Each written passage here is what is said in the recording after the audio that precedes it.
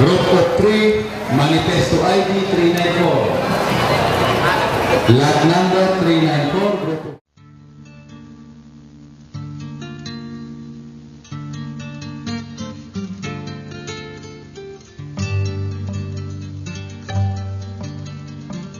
Land reform sa Pilipinas ay itinidaan sa rapos. Ang ibig sabihin dyan, hindi ito totoo na mamamahagi o tunay na reforma sa lupa. Kaya po kami nandito, may nangyayari pong pamamahagi daw, no, ng lot allocation certificate na kung saan sa pamamaraan ng parapol o bunutan. Yung nakikita nyo, yung mga gaong bukid na nagpaprotestas dahil sa rapol na yan, hindi kinikilala ng DAR na yung lupang nabungkal na o napwestuhan na ng mga tao ay babaliw rin ng DAR, no?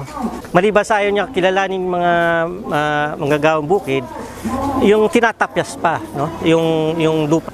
So tingin namin peke tong land reform na ginagawa nila.